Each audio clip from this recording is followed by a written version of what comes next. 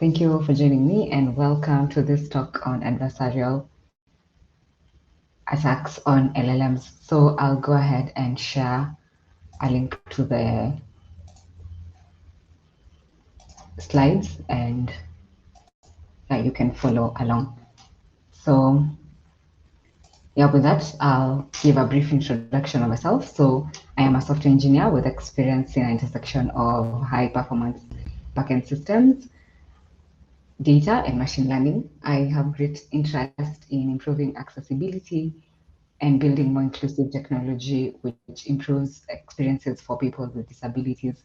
I also dabble in other things in the tech space, including writing technical blogs and contributing to open source. With that brief introduction of me, let's move to our main agenda.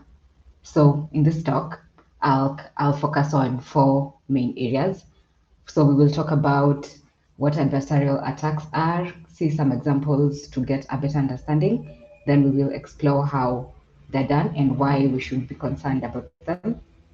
And finally, we will cover defenses that you can use to protect your model.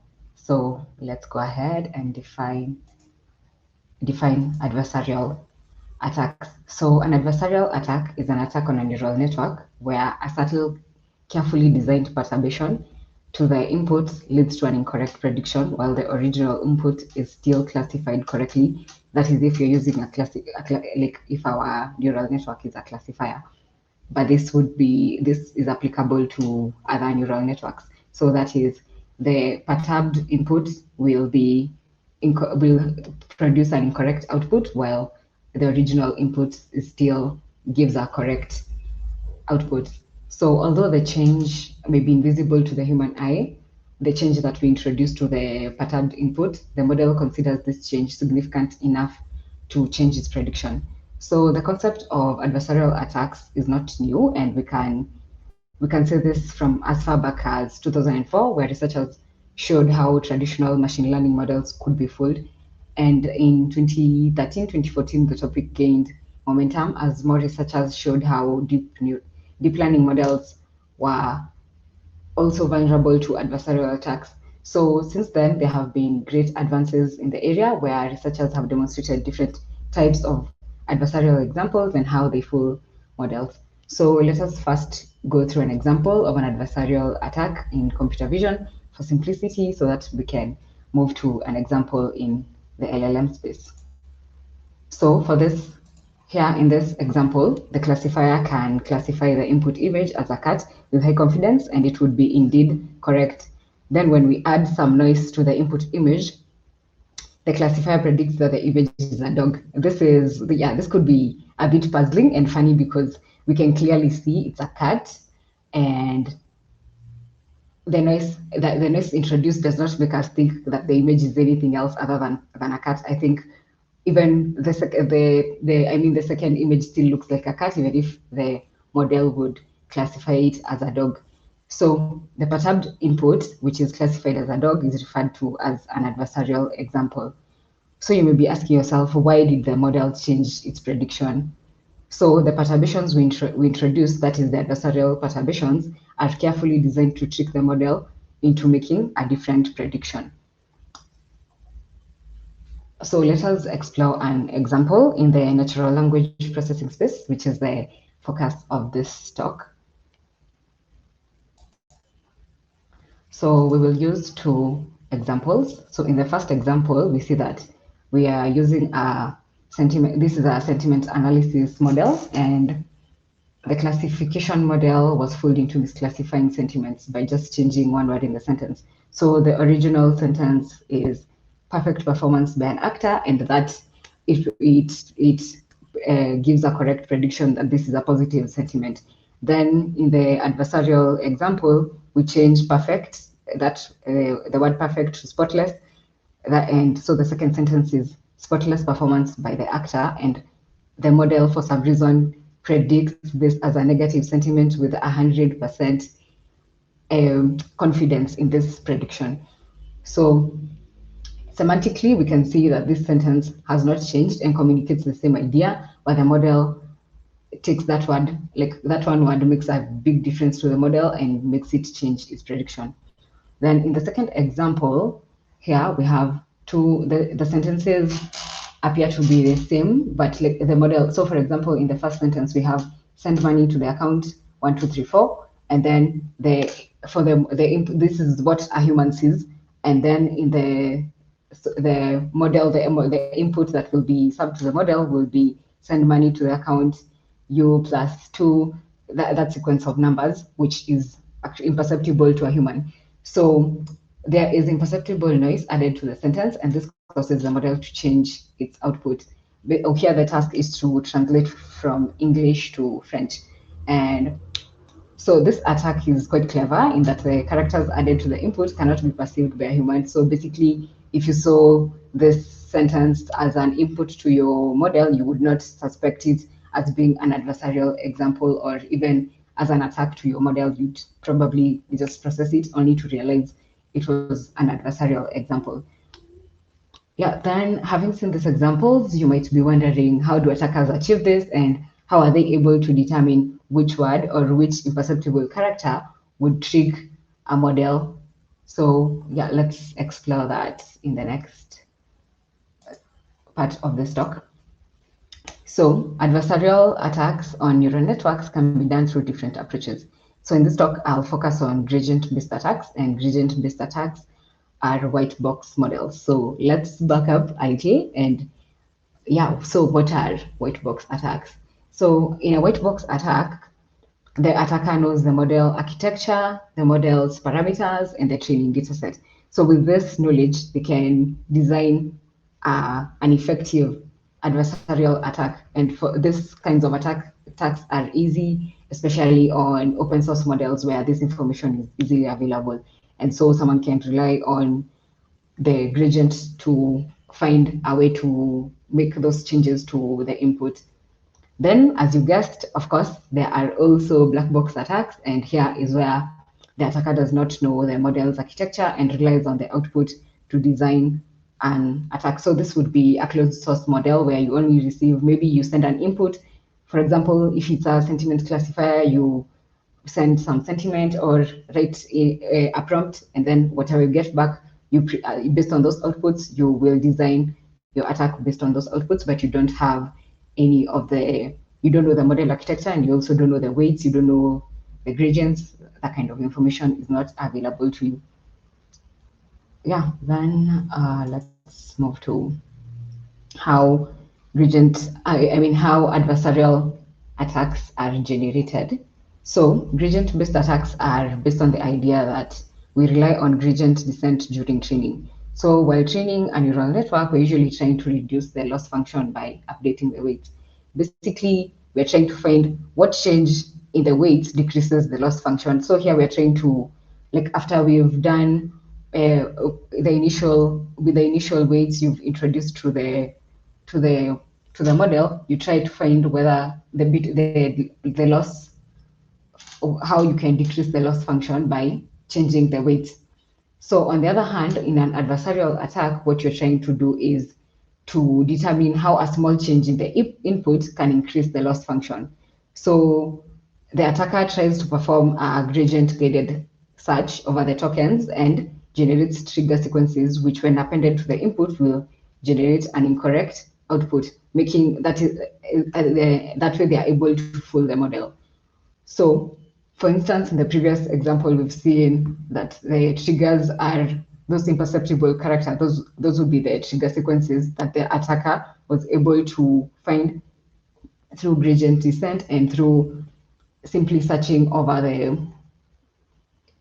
basically following a gradient guided search over what tokens would help increase the loss function. Then, so the next thing you'd be wondering, okay, so we've talked about what adversarial attacks are, we've talked about how they are done, and the other thing would be, okay, I know all about this, why should I care about this, or why should we be concerned about this? So with the increasing adoption of LLMs in real world applications, you should consider the security and safety of the models. I think, for instance, we've seen that LLMs have been integrated into various industries.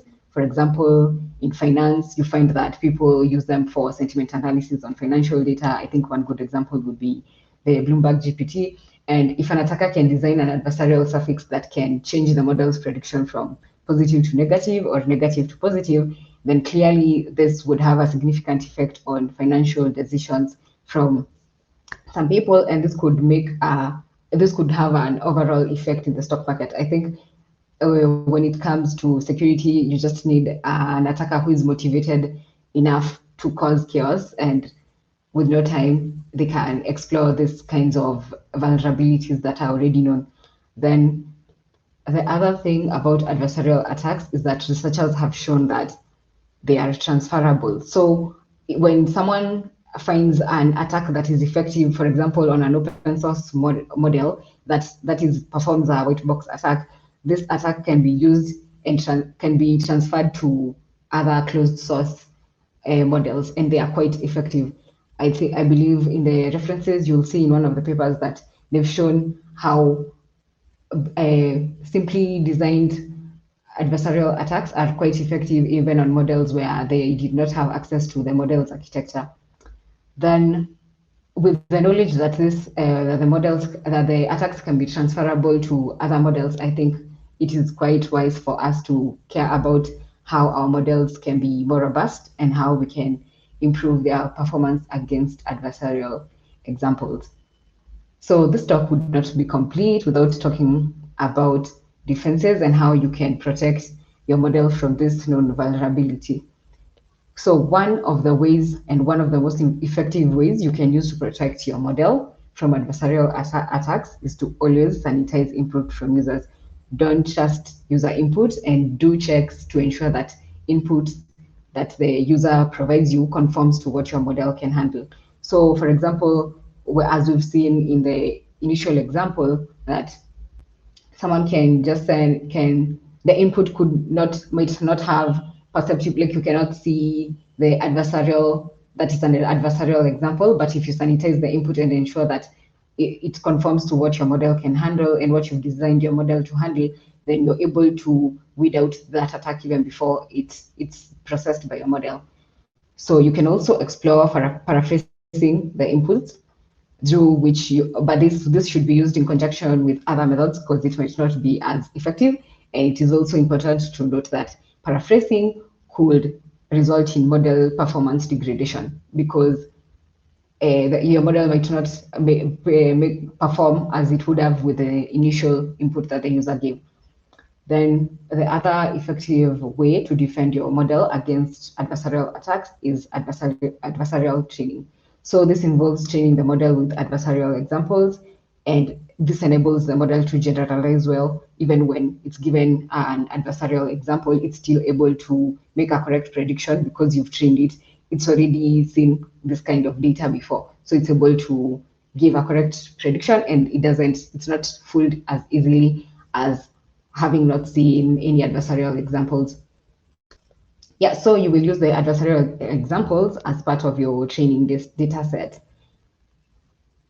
One, I think, key thing we should note about adversarial training is that this could be quite expensive because it requires high computational power to generate the adversarial examples.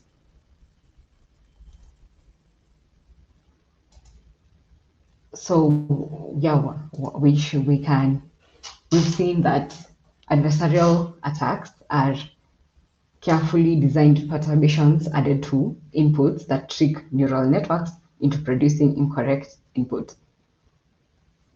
So LLMs are vulnerable to these attacks, and attackers can design an attack that is also effective on other models.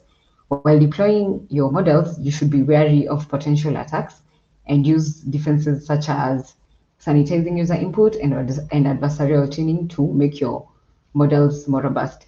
So I think one of the main thing you should care about here is that one, that adversarial attacks are transferable to other models. So this should be something you should be, even while using open source models and while leveraging other LLMs out there and integrating them in your system, you should be wary that attacks basically attacks designed for other models could be used to exploit your model. So you should probably implement one of the defense mechanisms we've talked about.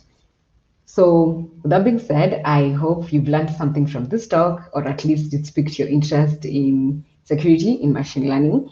And yeah, you can go through the papers in the further reading section and to get a good grasp of how the attacks are implemented, and also just to find out what other researchers have been up to in the field of adversarial attacks. Yeah, so thank you for your attention and time, and feel free to reach out to me on LinkedIn to talk about ML, accessibility, and software engineering in general. Please let me know if you have any questions. Yes, so I Bernice. think I have some questions. Yeah. Oh, yeah.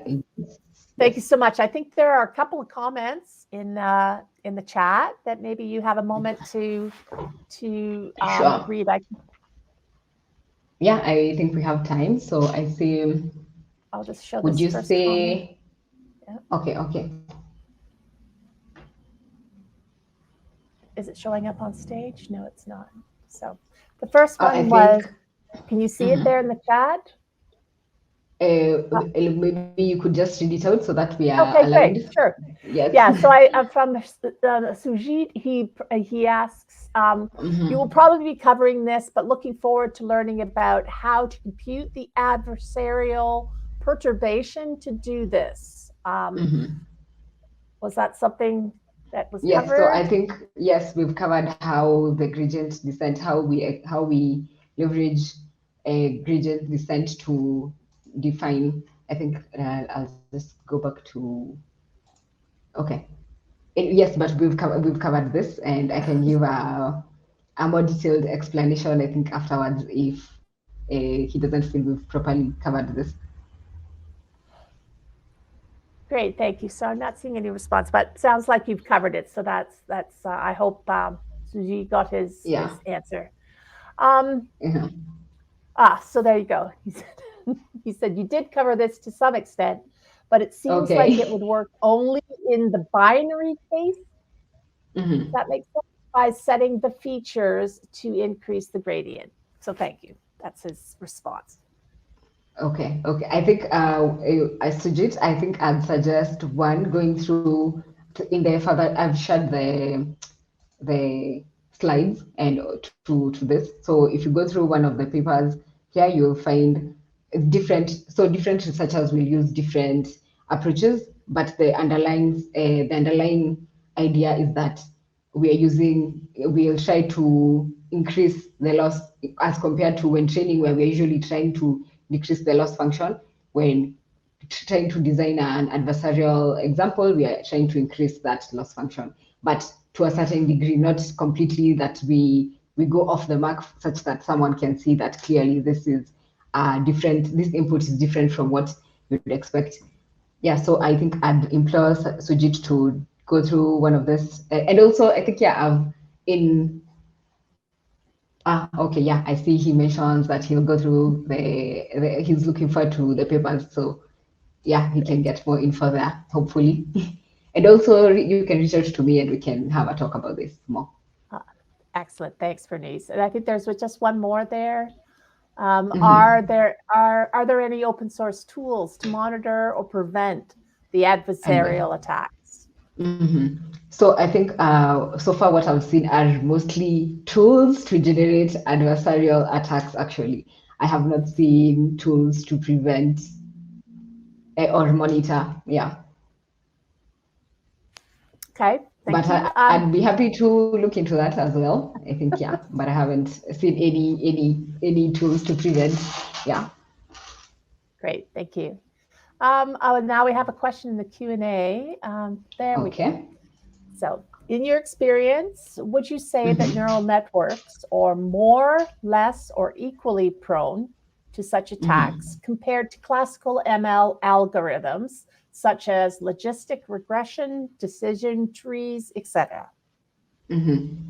So I think I would say neural networks are more prone to adversarial attacks, mainly because it's easy to leverage the whole gradient descent idea, right?